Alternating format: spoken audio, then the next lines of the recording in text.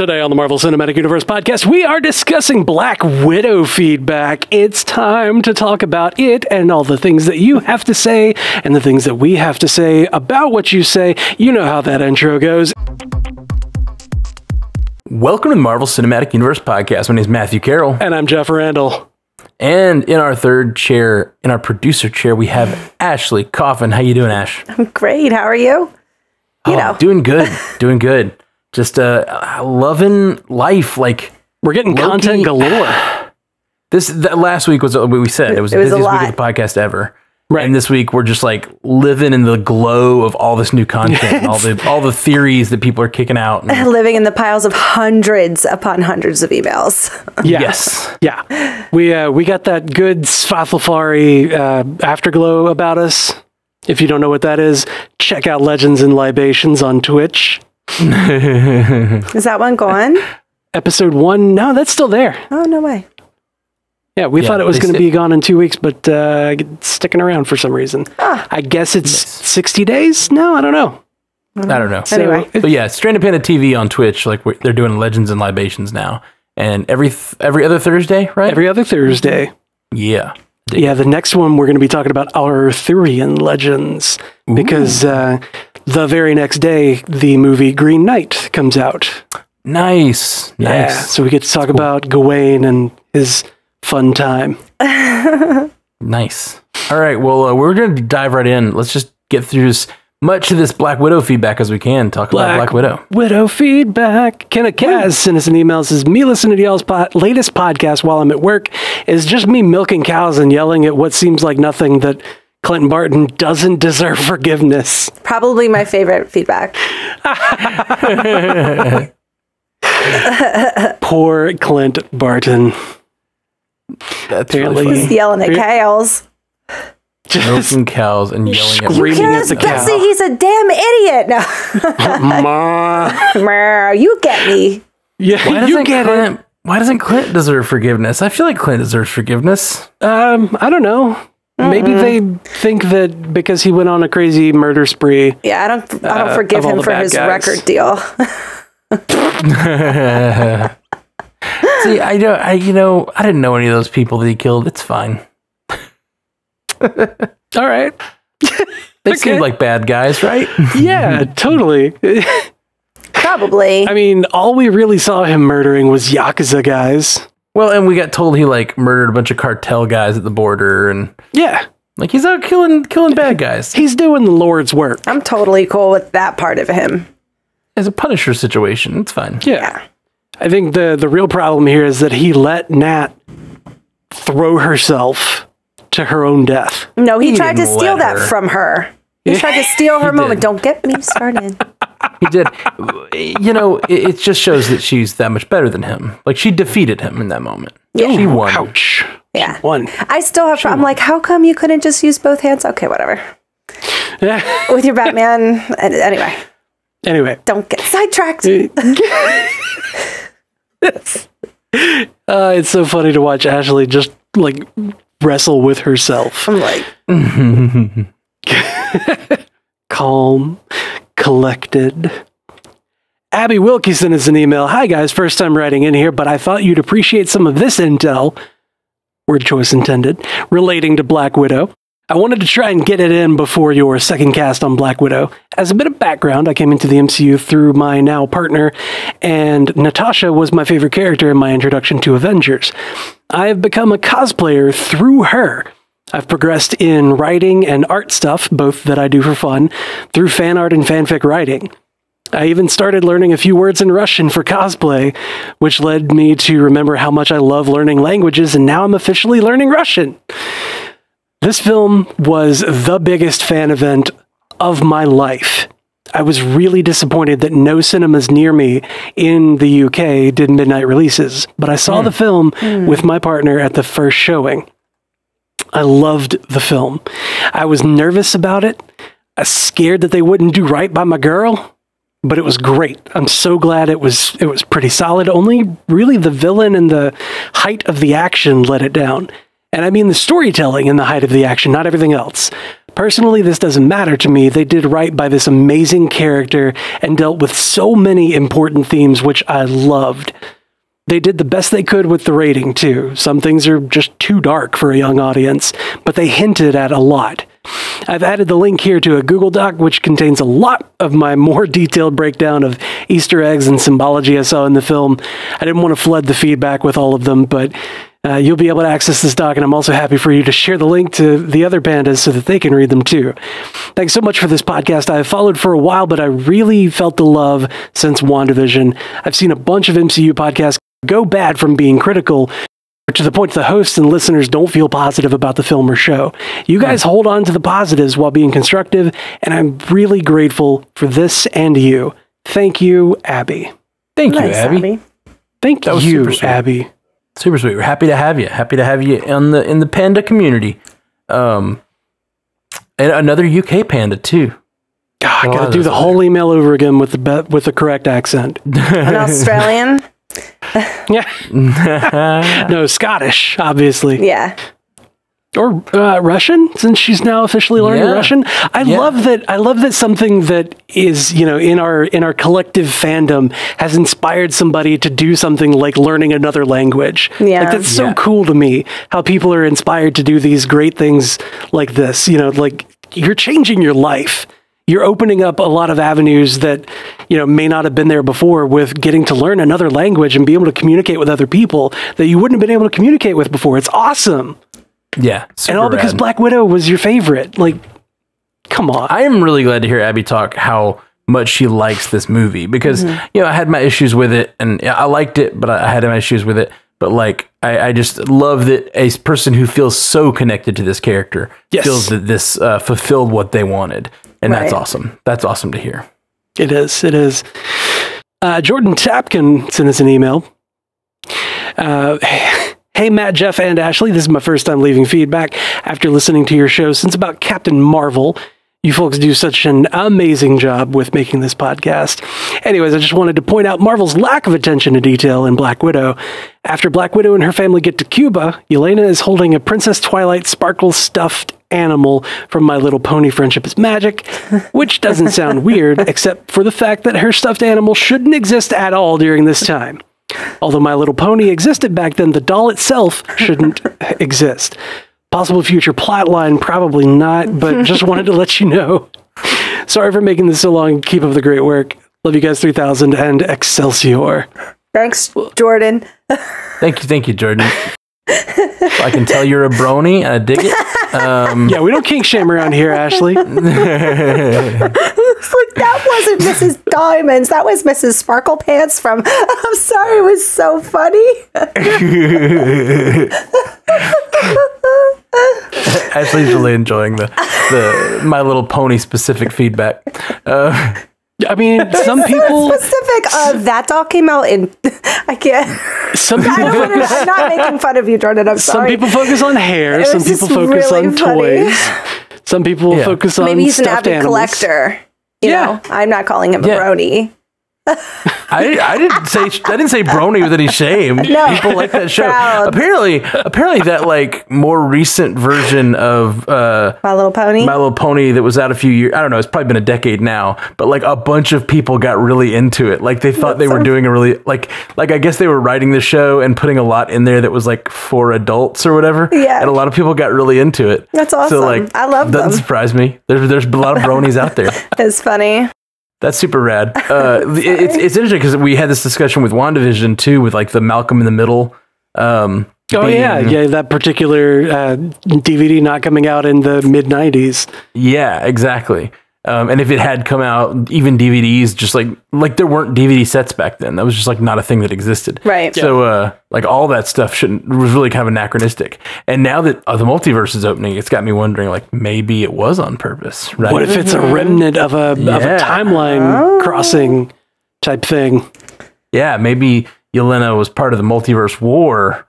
And that's what she kept. Is her My Little Pony?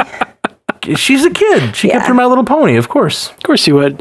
Maybe Twilight Sparkle. I got it. Twilight Sparkle. Twilight Sparkle. It's a good name. Steve Rogers gave it to her. Aww. Oh, there we go. He would go get a Twilight Sparkle. He would. He would also totally visit a young Nat and give a toy to her little sister. Heard your growing up was a little rough. Can't get involved or help you, but here's a pony. Yeah, this ought to help you through those tough times. Screw taking me out of the situation that involves me being human trafficked across the globe. Yeah. Thanks for the My Little Pony doll guy. Ta-da. He can only get involved so much. Can't get involved. He tried to get involved more, but the TVA stopped him.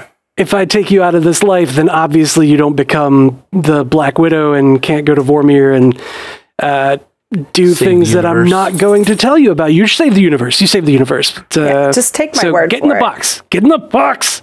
Take this. Take this. Get in the box.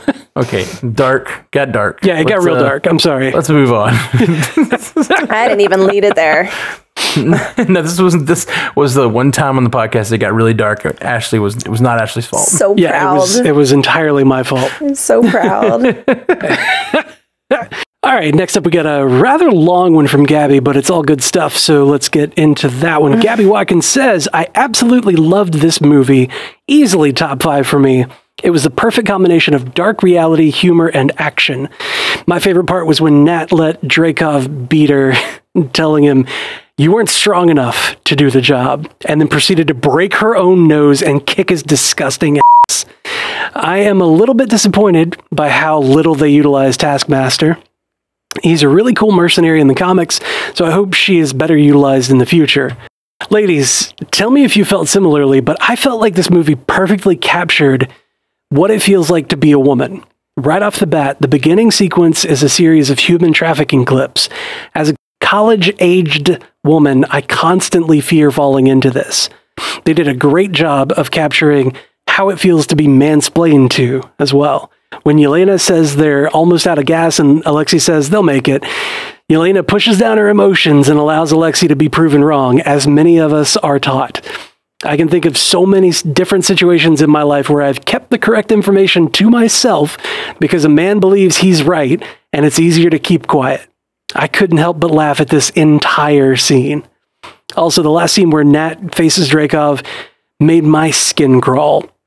He gave off really strong rapist vibes when he sprawled himself out all over Nat and tried to make himself as imposing as possible. He was invading her personal space, and I was kind of waiting for him to make an inappropriate advance on Nat. I really wanted her to just stand up and kick his ass. So you can imagine how enraged and terrified I was during this entire scene. He was controlling her, and I thought there was nothing she could do about it. The scene was perfectly set up to display how uncomfortable men can make women. Overall, I think this movie did female empowerment right. It wasn't female superiority, and it wasn't shoved in our faces. It was subtle. Anyways, I couldn't be happier that the Black Widow finally got the movie she deserved, and I'm even happier that the movie was amazing. I cannot wait to see it again. That's awesome. Yeah. Thank you, Gabby. I got into that a little bit with the superhero ethics with those kind of points, because I compared him to like what a Harvey Weinstein would be like. Oh, yeah. For girls, like for, you know, there's just like nothing you can do if you do this, you know, he'll end your whole career. Like it was very purposefully done that way. Yeah. And they really did nail like that kind of fear. Even though she physically couldn't, like, because of the pheromones, you know, that's not everybody. But like when you're in a position where you're young and you're, you know, around, you know, powerful men, it's almost the same. It's like a physical or a more on the nose representation of this like very subtle thing that happens in the world that you're talking about. Like Marvel's always kind of, you know, been a little bit more on the nose and pronounced about the, you know, the subtleties in life. Like they kind of have to be in order to shine a light on it. Right. So like with it being a pheromone and being like, you know, you can't do anything because I control you. You can't attack me. But, you know, like you said, that happens in life, and it could be your boss.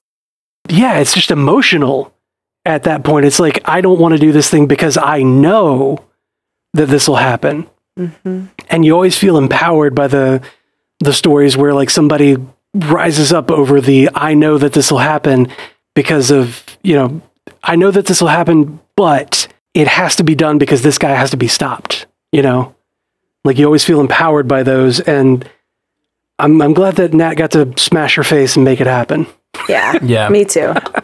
That whole scene for me, it was just reminding me so much of that Loki scene in the first Avengers movie, and like the way that she handles situations, using the power that she has, and using the like knowledge that she has to manipulate men the way she can, and like using that for good. Like I loved that scene because I definitely felt the disgustingness coming off of him, but I also like trusted her that she had it under control, if that makes sense, because it's like, that's what she does. Like I knew when he's hitting her, I was like, oh, she's interrogating him. You know what I mean? Like this is what she does. Like she's such a powerful character that I sort of just trusted in that moment. I don't think I ever felt that fear for her, but I definitely felt disgusted by the way that he was treating her. I don't even think it was just feeling a fear for her.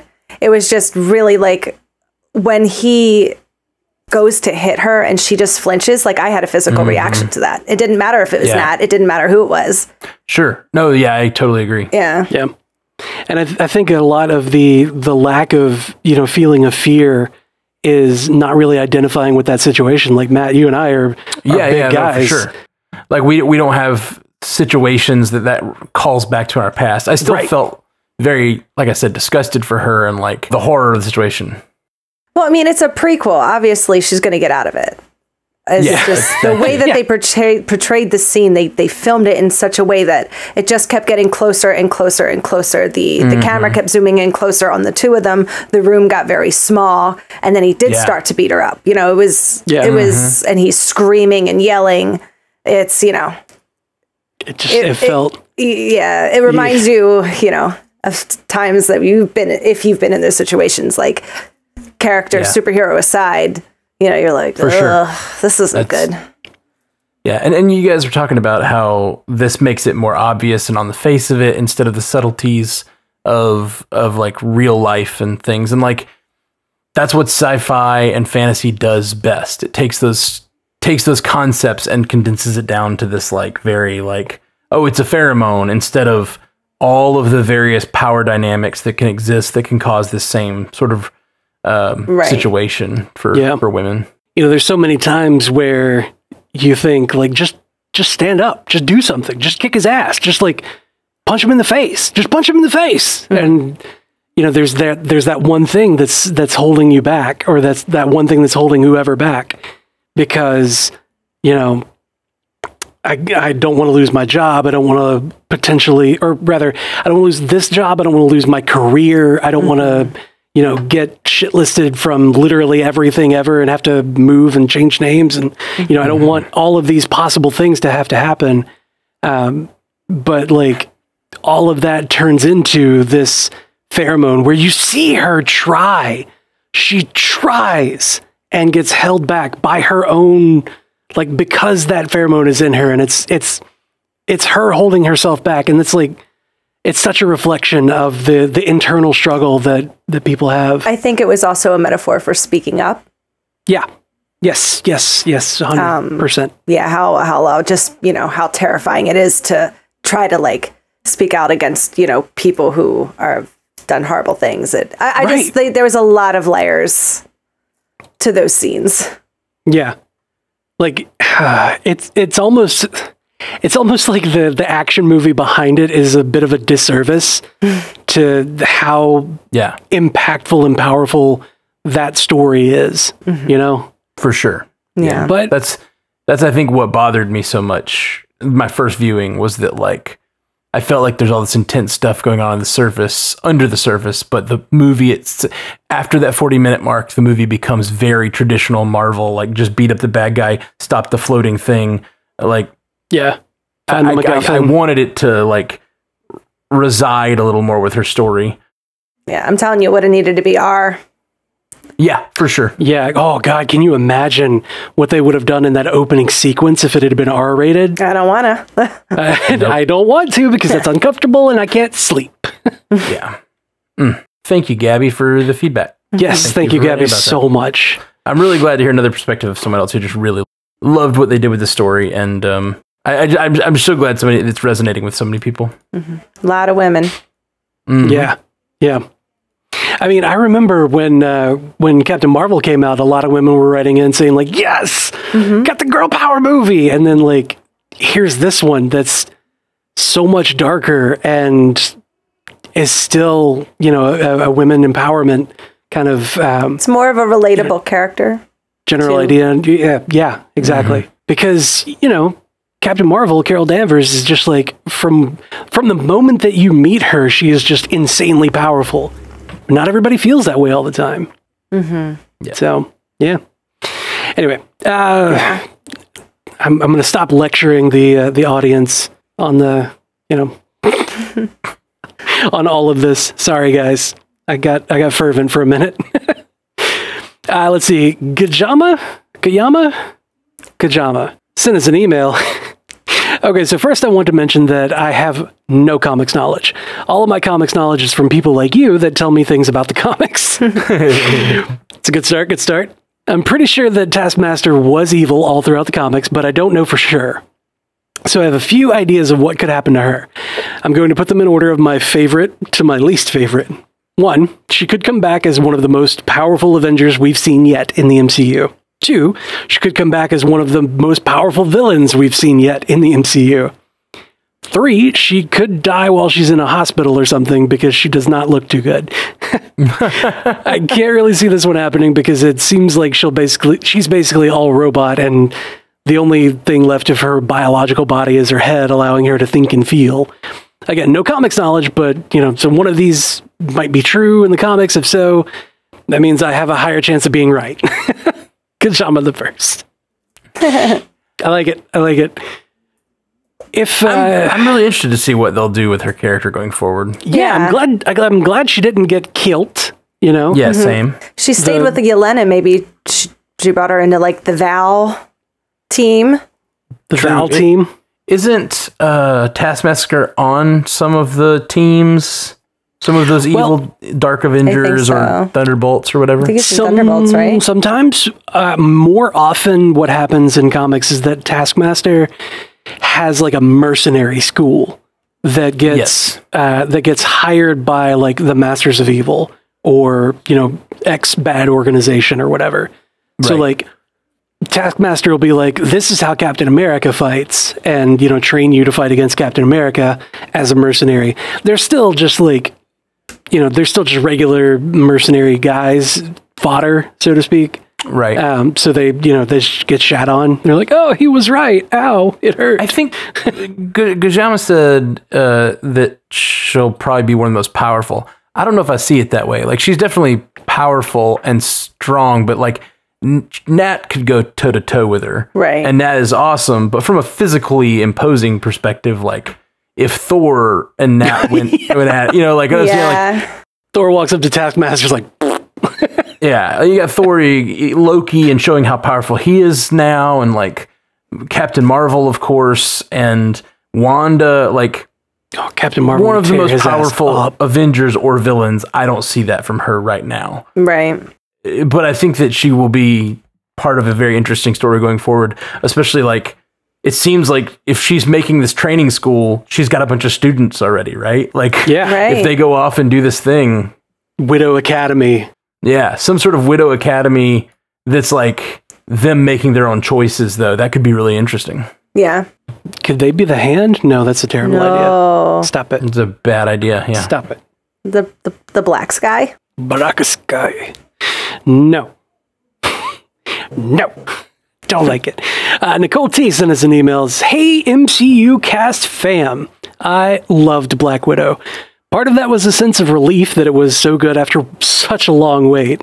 I loved all the new characters and I can't wait to see what happens with Yelena, but also, like you all said, I really want her to be good.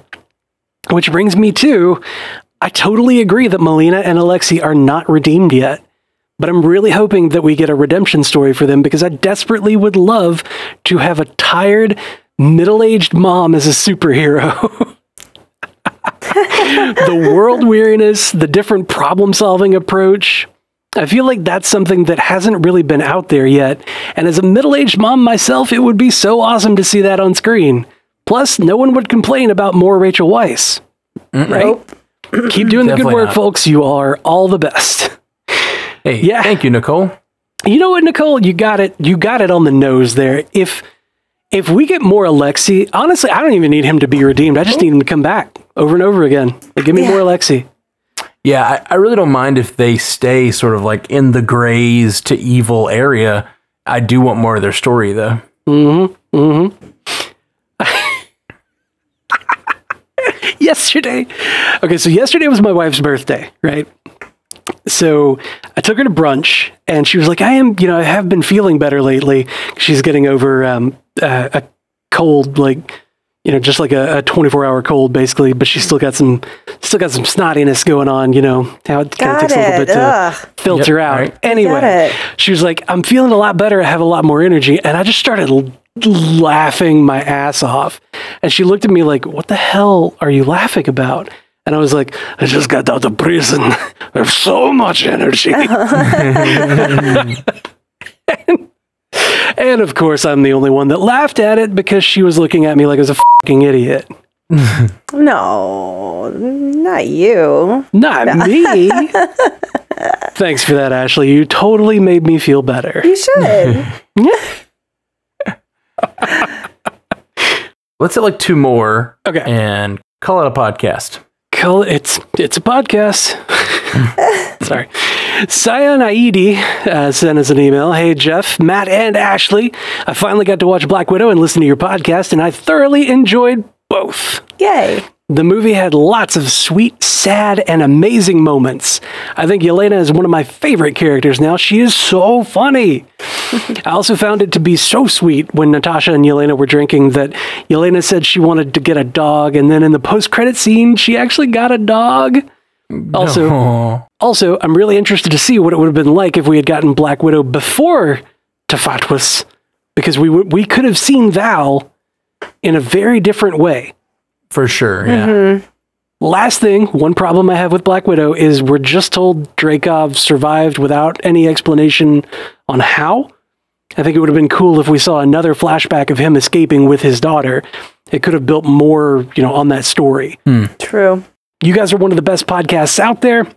You've built such a community that feels so safe for me to be myself and express my Marvel geekiness. I can't wait for the future of Marvel and the podcasts. Sion. Thank you, Yeah, Sion. I agree with a lot of that. I am so happy that people feel comfortable in expressing their geekiness. Absolutely. Because, I'm doing it, and, if I can display all of my geekiness, like, come on, guys, you can do it too. Like, let's get out there. There's a lot of geekiness there. Yeah, I got all of it. Yeah, for sure. All bundled up right here. The thing that fascinates me about this feedback is the idea of seeing Val for the first time here. Yeah. We wouldn't have known who she was. We would have been like, who is this person? Well, that's the thing. I wonder how much they rewrote that scene or how many versions of that scene they filmed, because like she introduced herself so well in Tafatwas when she comes up and is like, I'm Valerie, like Consuela, whatever. Consuela.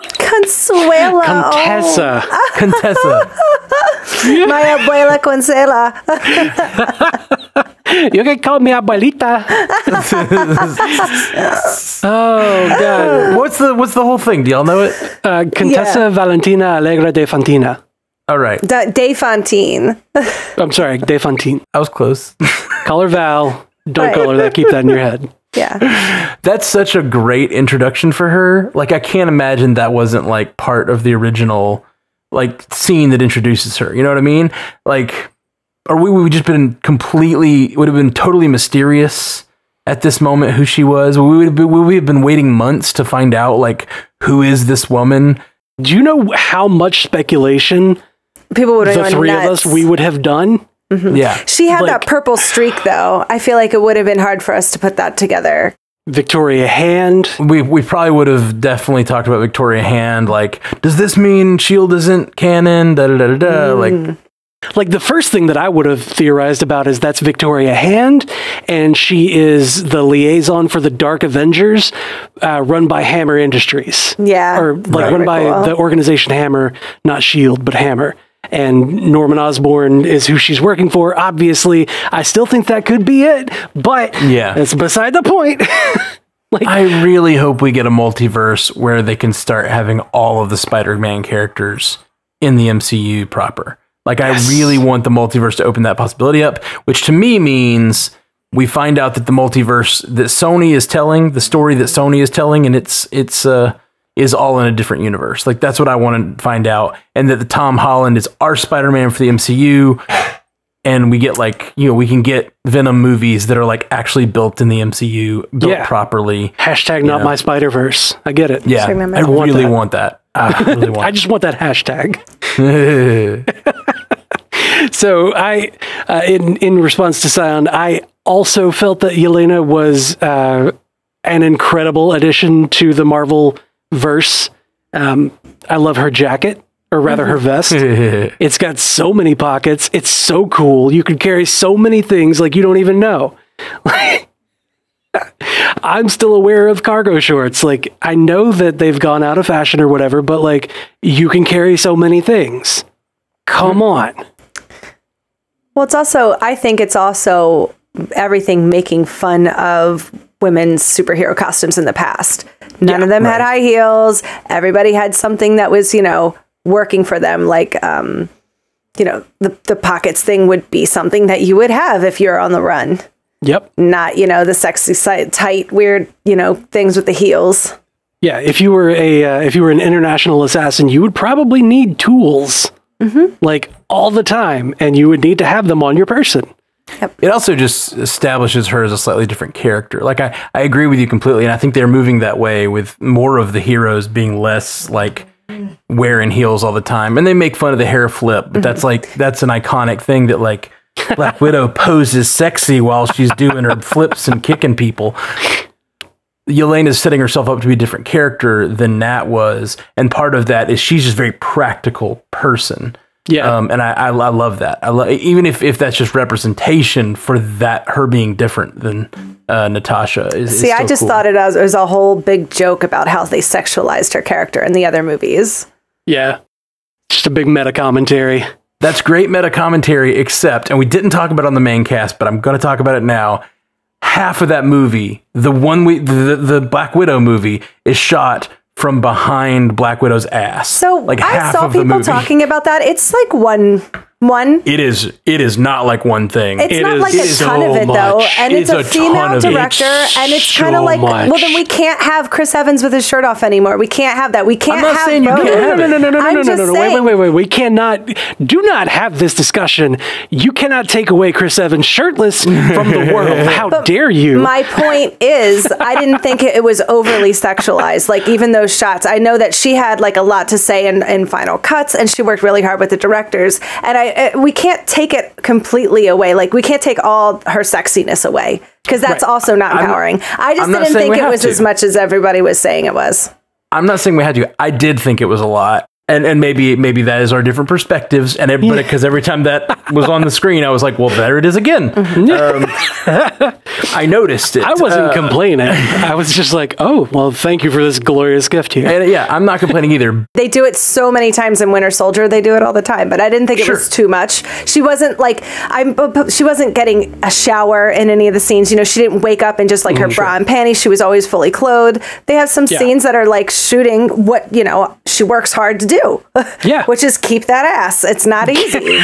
And I don't know. I just see it as like, if you take that away, then we have to take away other stuff. And like, you know, I thought it was a good medium. We're not taking anything away. Not saying you have to take it away. I'm saying it's rich if you say that's a joke about the meta commentary.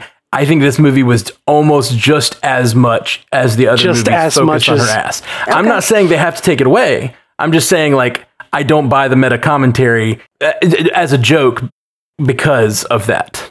Okay. That it still seemed to do it a lot. I think maybe they were just embracing it.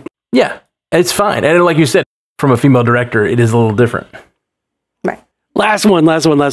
Gabby Shefka sent us an email. Says, hey guys, love the podcast. As someone whose favorite Avengers are the humans, Nat, Clint, Rhodey, Sam, etc., I absolutely loved Black Widow. So good to see her finally get her own film, and honestly, it was refreshing to step away from the space and time elements that are taking over and just have a super awesome human spy movie. In preparation for it, I watched all of Nat's movies, starting with Iron Man 2. Fun little theory I had. Could the villain in that movie be Nat's father? His name is Ivan, and Red Skull told Nat her father's name is Ivan. It's a small detail, possibly just a coincidence that probably won't be addressed, but it's cool to consider. Anyway, keep up the awesome work. I love tuning in. Gabby. I do think it's possible we'll find out who her father is one day, right? Mm-hmm. Maybe. Like, I don't know that was her father, Vanko, but they do talk about her mother being murdered, but they never say what happened to her father, which leads me to believe that he might still be alive somewhere in the verse. Maybe. Mm-hmm. I mean, it could be Ivan Vanko. It'd be super messed. Like the way she looked like upset when she was like, ugh, maybe going through her head, like, was that guy my dad? I kicked that guy's ass. Was he my dad? Killed his ass. I dropped 2 buildings on his face. This is for dropping a building on my face. I love that line. Yeah, I don't know that the timeline really lines up for that, though, because she was born in 84. And I have no idea how old Ivan Vanko was. Yeah, I don't know, but like... Could be her father, for sure. Maybe. I mean, is Tony old enough to be her father? I would think so. That guy looked a lot older than Tony. Yeah, but you know... He lived a hard life. Russian life is hard on you. Not when you're as rich as him. He was 18. You lose, Stark. You lose. Spitting out blood. Anyway. Man. Okay, well, let's say, is there anything in the live chat we want to throw out before we... Not really. Me and JD Meyer were just kind of talking about hair. Oh, okay. Just kind of talking about hair. You guys been podcasting? We've been off talking about hair. I don't even know what y'all are saying over here. Yeah, right? Like, are we still talking about Black Widow? God. Yeah, they're finally doing realistic female hair. You know, all the girls' hairs are always flying around in this, and these ones, their hairs were up. It's kind of like in Birds of Prey, when she throws her a ponytail holder.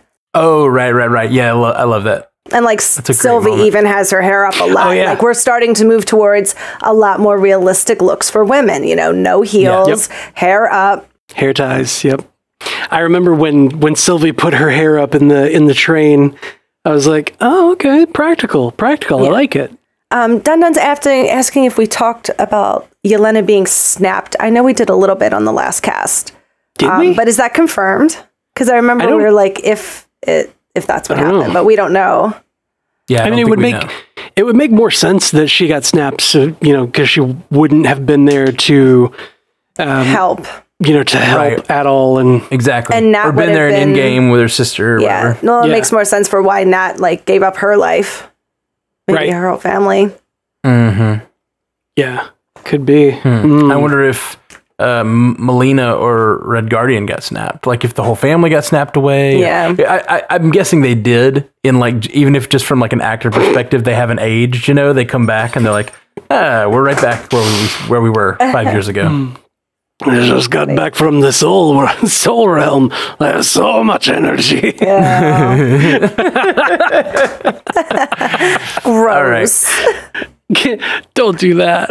All right, guys. Well, thank you so much for joining us here on the MCU cast. I'm going to drop another song at the end of this podcast.